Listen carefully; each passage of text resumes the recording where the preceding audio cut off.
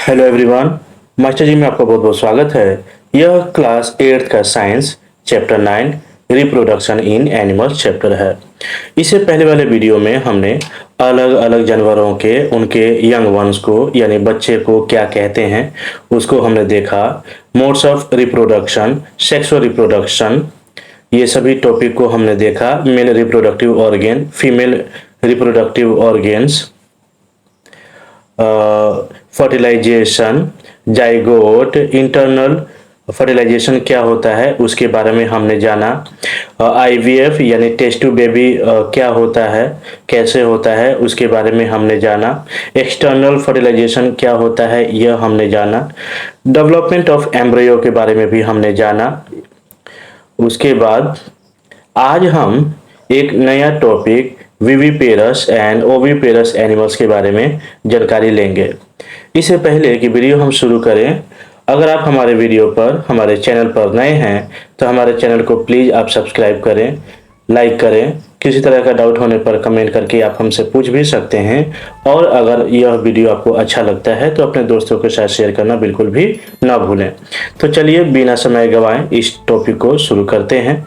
यह वीडियो जो है चैप्टर का लास्ट वीडियो है। ओके, तो चलिए शुरू करते हैं line by line.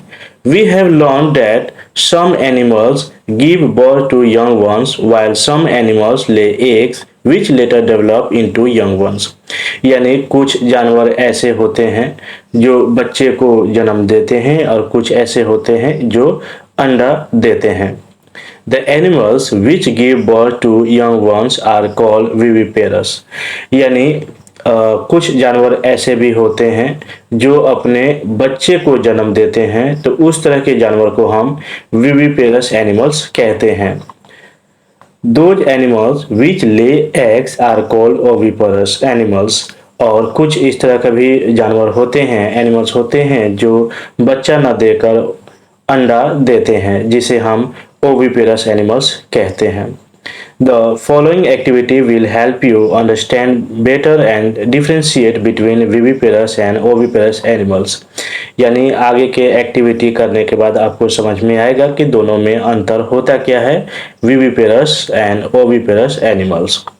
Activity 9.2 Try to observe eggs of the following organisms: frog, lizard, butterfly or moth, hen and crow or any other bird। यानी कुछ ये जो एनिमल मैंने अभी नाम लिया इनके अंडे को आपको ऑब्जर्व करना है। Were you able to observe eggs all of them. इसका मतलब कि क्या आपने सभी जानवरों का जो भी नाम लिया गया इनके अंडे को आपने ऑब्जर्व किया, क्या आप ऑब्जर्व करने में आपको पॉसिबिलिटी हुई। Make drying of the eggs that you have observe. अब जो भी आपने एनिमल के जो एग हैं उनको जो आपने ऑब्जर्व किया उसको एक पेपर पे ड्रॉ करना है। हालांकि सभी एनिमल्स का जो एग है उसको ऑब्जर्व करना थोड़ा मुश्किल है। The eggs of a few animals are easy to observe because their mothers lay them outside their bodies। कहने का मतलब कि कुछ जानवर के जो अंडे हैं उनको ऑब्जर्व करना बहुत ही आसान होता है, क्योंकि उनकी जो मदर हैं वह अपने अंडे को बाहर रखती हैं और उनको हैचिंग करती हैं। These are examples of oviparous animals. तो ये सब जो भी एग्जाम्पल्स था यह ओविपेरस एनिमल्स के एग्जाम्पल था। But you would not be able to collect the eggs of the dog, cow और कैट। लेकिन कुछ जानवर ऐसे हैं जिनका इंटरनली एग होता है, उनका एग को काउंट करना पॉसिबल नहीं होता। यहाँ लिखा हुआ भी है this is because they do not lay eggs. इसका मतलब कि वो अंडा बाहर नहीं देते। The mother gives birth to the young ones. These are examples of viviparous animals. इस तरह के जो माएँ हैं अपने बच्चे को डायरेक्ट जन्म देती हैं, इसीलिए उनके एग को हम काउंट नहीं कर पाते हैं। और जो एनिमल्स अपने बच्चे को जन्म देते हैं तो इस तरह के जानवर को हम विविपेरस एनिमल्स कहते हैं। आगे देख लेते हैं। Can you now give some more examples of viviparous and oviparous animals. क्या आप कुछ और भी ऐसे जानवर हैं जिनको आप विविपेरस और ओविपेरस के कैटेगरी में रख सकते हैं। चलिए अब देखते हैं यंग वंस टू एडल्ट यानी छोटे से बच्चे से लेकर वयस्क होने तक यानी बड़े होने तक। The new individuals which are born or hatched from the eggs continue to grow till they become adults। कहने का मतलब कि छोटे बच्चे से लेकर जब वो जन्म लेते हैं उसके बाद फिर कुछ अंडों को उनकी माओं के द्वारा हैचिंग किया जाता है, फिर वो धीरे धीरे बड़े होते हैं और बाद में चल के वो एडल्ट्स बन जाते हैं यानी वयस्क बन जाते हैं। इन सम एनिमल्स यानी कुछ जानवरों में the animals ones make look very different from the adults यानी कुछ बच्चे ऐसे भी होते हैं जो बड़े होने के बाद टोटली डिफरेंट दिखते हैं जब वो छोटे बच्चे होते हैं।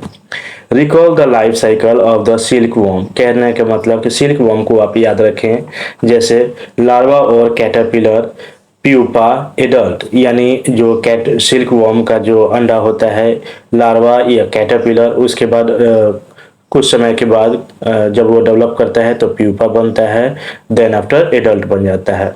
You study in class 7th from यानी पिछले क्लास में अपने 7th में ये चीजें पढ़ रखा ही होगा। Frog is another such examples figure 9.10। इसी तरीके का जो फ्रॉग है वो भी एग्जाम्पल है, जैसे कि इस एग्जाम्पल में आप देख सकते हैं ए नंबर से स्टार्ट करके ए नंबर में देखिए यहाँ आपको एक दिखाई दे रहा होगा। यह कुछ समय के बाद डेवलप करने के बाद अर्ली टैडपोल बनता है। टैडपोल का मतलब जो मेंढक का बच्चा होता है उसे हम टैडपोल कहते हैं। उसके बाद थोड़ा सा जब ये डेवलप करता है तो लेट टैडपोल बनता है, देन आफ्टर ये एडल्ट फ्रॉग बन जाता है। Observe the different stages of frog starting from the egg to the adult stage. कहने का मतलब कि जो अभी हमने फिगर को देखा उसी को ऑब्जर्व करने के लिए कहा जा रहा है। We find that there are 3 distinct stages that is egg, tadpole means larva और एडल्ट यानी फ्रॉग का 3 स्टेज होता है बच्चे से लेकर एडल्ट तक होने में, जो कि अभी आपने देखा एग, टैडपोल और adult. Don't the tadpoles look so different from the adults, कहने का मतलब कि क्या आपको ऐसा नहीं लग रहा है कि जो फ्रॉग है वो टैडपोल और एडल्ट में काफ़ी ज़्यादा दिखने में डिफरेंट लग रहा है। Can you imagine that these tadpoles would some day become frogs, क्या आपको ऐसा लगता है कि यह कुछ समय के बाद ये जो टैडपोल है यह फ्रॉग के रूप में दिखेगा? आपको ऐसा लगता है क्या? आगे देखते हैं। The caterpillar or the pupa of silkworm looks very different from the adult moth, यानी जो ये जो सिल्कवर्म है कैटरपिलर या पीपा जो है यह दिखने में टोटली डिफरेंट हो जाता है जब वो बड़ा होता है।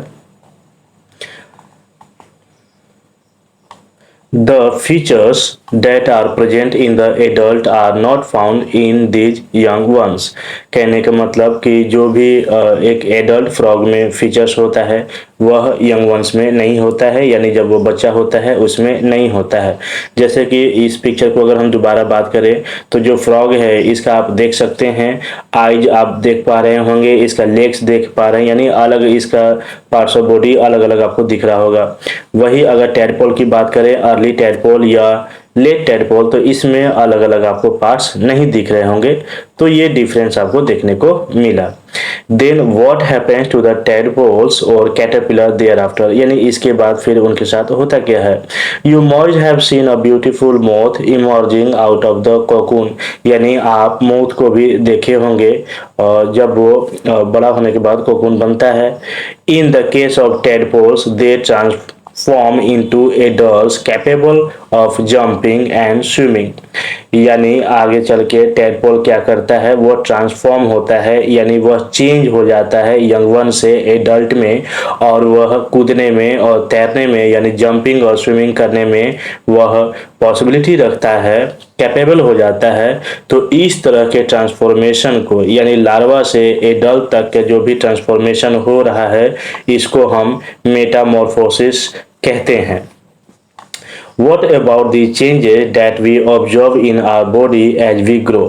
जब आप अगर खुद के बारे में बात करें तो जैसे इंसान का बच्चा छोटा होता है तो उसका जितने भी पार्ट्स ऑफ बॉडी हैं वही पार्ट्स ऑफ बॉडी एक बड़े होने तक का भी होता है, यानी आपको डिफरेंट देखने को नहीं मिलेगा। ठीक है। Do you think we too undergo metamorphosis, क्या आपको ऐसा लगता है कि क्या हम भी मेटामॉर्फोसिस के कैटेगरी में हम आएंगे? तो नहीं, ऐसा नहीं है, इंसानों के साथ ऐसा नहीं होता है, क्योंकि उनका टोटली बॉडी पार्ट्स वैसा ही होता है जब वो बड़े होते हैं। In human beings body part similar to those present in the adults are present from the time of birth. यानी जब इंसान का बच्चा जब वो जन्म लेता है तो जितना उनका बॉडी पार्ट्स होता है उतना ही जब वो बड़े होते हैं फिर भी होता है, बस साइज का थोड़ा अंतर होता है। चलिए ये सब हो गया। अभी तक तो हम सेक्सुअल रिप्रोडक्शन के बारे में जानकारी ले रहे थे या पढ़ रहे थे। अब हम 9.3 असेक्सुअल रिप्रोडक्शन के बारे में जानेंगे कि असेक्सुअल रिप्रोडक्शन होता क्या है। एक बार फिर से देख लेते हैं कि सेक्सुअल रिप्रोडक्शन में किन चीजों का रिक्वायरमेंट था। तो मदर और फादर दोनों की जरूरत पड़ रही थी सेक्सुअल रिप्रोडक्शन में, लेकिन ये असेक्सुअल रिप्रोडक्शन में ये सिंगल पेरेंट से ही ऐसा रिप्रोडक्शन हो पाता है। So far, we have learned about reproduction in some familiar animals. यानी अभी तक हमने कुछ एनिमल्स के बारे में देखा कि जो कि मेल और फीमेल दोनों का जरूरत पड़ रहा था रिप्रोडक्शन के लिए। But what about very small animals like hydra and microscopic organism like amoeba, do you know how they reproduce? Let us find out. कहने का मतलब कि इंसान या फिर और अलग जानवर जो कि मेल और फीमेल के वजह से दोनों आपस में जब मिल रहे थे तो रिप्रोडक्शन हो रहा था, लेकिन कुछ ऐसे भी छोटे छोटे एनिमल्स होते हैं जैसे कि हाइड्रा और माइक्रोस्कोपिक यानी वैसे जीव जिनको हम माइक्रोस्कोप से ही देख सकते हैं जैसे कि अमीबा, क्या ये किस तरह से मतलब रिप्रोडक्शन करते हैं। ओके, इसके बारे में और जानकारी नीचे हम देखते हैं, शायद दिया हो। एक्टिविटी 9.3 देख लेते हैं, ये है क्या? Get permanent slides of hydra, यानी आपको परमानेंट स्लाइड लेना है हाइड्रा का। Observe them using hand lens और माइक्रोस्कोप, या तो आपको हैंड लेंस से या माइक्रोस्कोप की सहायता से इसको देखना है, इस हाइड्रा को आपको फील करना है, ऑब्जर्व करना है। Look out for any bulges from the parent plant, यानी जो आप ये जो देख रहे हैं, ये जो आपको दिखाई दे रहा है इसी को हम बल्जेस कह रहे हैं। ओके, यानी ये जो आपको यहाँ से ये जो चीज दिखाई दे रहा है इसको हम बल्जेस का नाम दे रहे हैं। याद रखिएगा कि बल्जेस किस पार्ट को कहते हैं हाइड्रा का। तो यहाँ से आपको जानकारी मिल गई।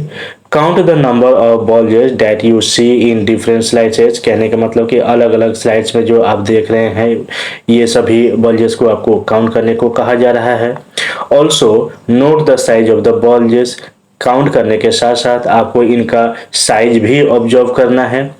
अब इनके बाद आपको क्या करना है कि इन हाइड्रा का एक नोटबुक पर आपको डायग्राम ड्रॉ करना है।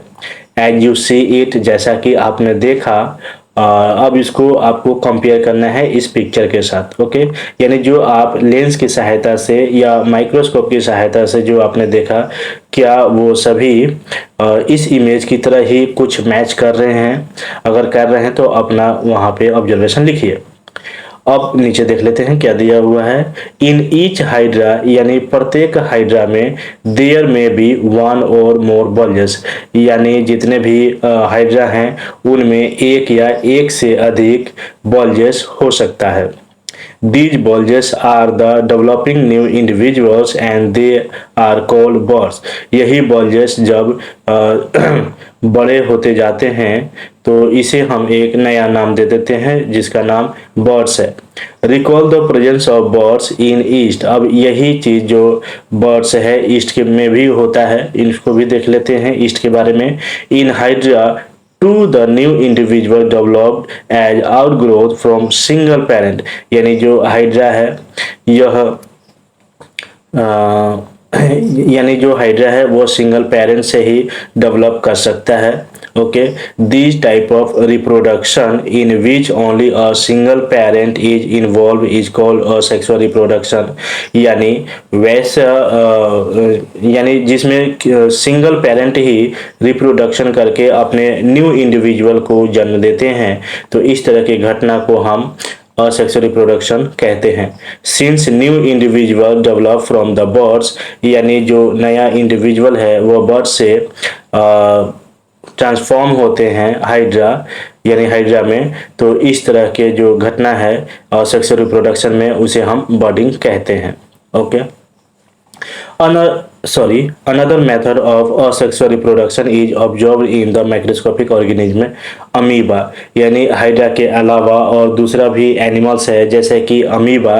इसके बारे में अब ऑब्जर्वेशन करते हैं, जानकारी लेते हैं। Let us see how this happen. चलिए आइए देखते हैं कि यह कैसे हो पाता है।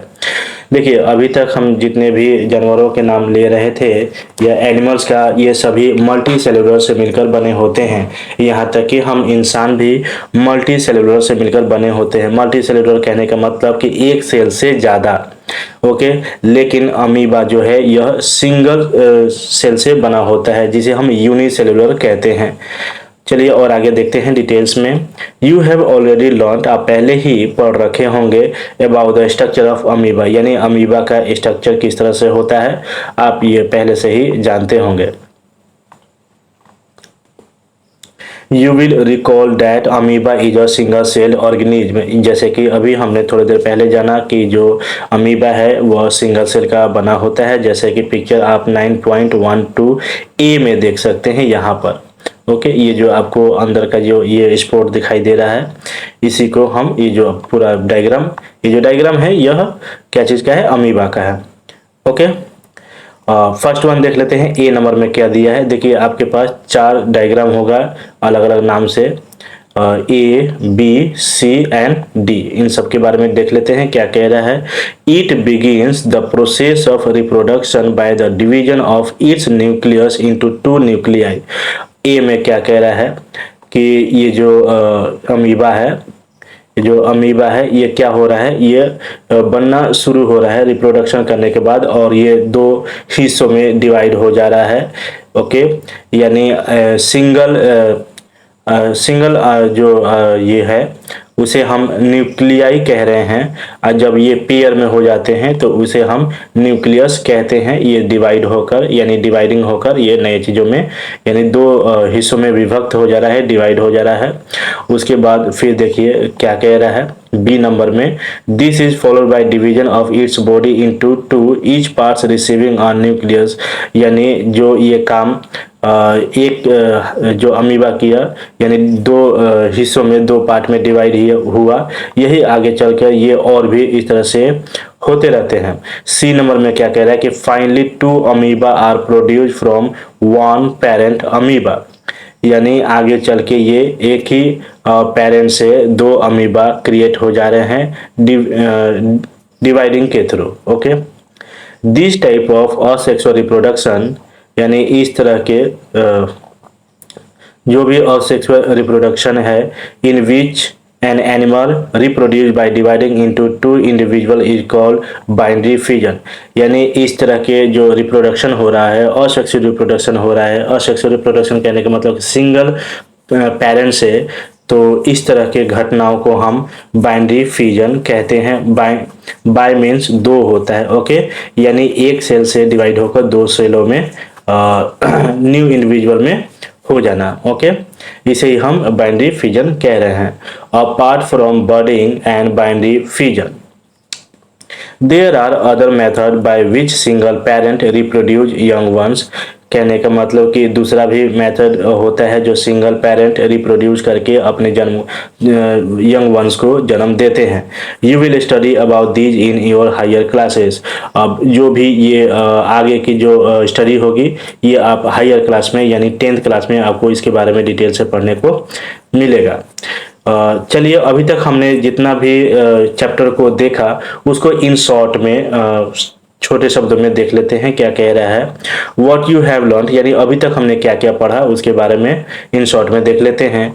There are 2 modes of which animal reproduce, यानी रिप्रोड्यूस करने का 2 मेथड होता है एनिमल में। एक तो होता है सेक्सुअल रिप्रोडक्शन एंड दूसरा होता है असेक्सुअल रिप्रोडक्शन। सेक्सुअल रिप्रोडक्शन में मदर और फादर दोनों को जरूरत पड़ता है, लेकिन असेक्सुअल रिप्रोडक्शन में सिंगल पेरेंट से ही वो खुद के जैसे न्यू इंडिविजुअल को जन्म दे पाते हैं।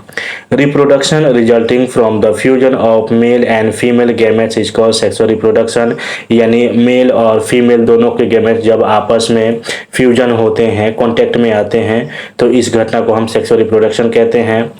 The reproductive organ in the female include ovaries, oviduct and uterus.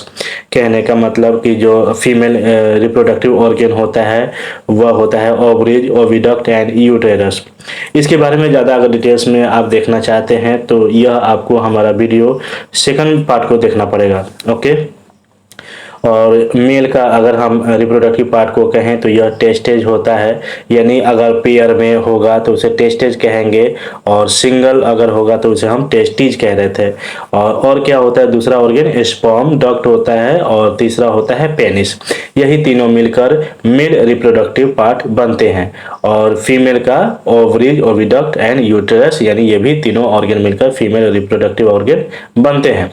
The ovary produces female gametes called ओवा, यानी जो फीमेल का ओवरी है वहां से प्रोड्यूस होता है गैमेट्स, जिसे हम ओवा कह रहे हैं और या ओवम कह रहे हैं। ओके। इसके बाद फिर क्या होता है, अगर वही मेल का अगर बात करें तो उनके गैमेट्स को हम स्पर्म कहते हैं। देखिए स्पर्म सिंगल हो गया, लेकिन वो मिलियंस में होते हैं, इसलिए उनको हम स्पर्म्स कह रहे हैं।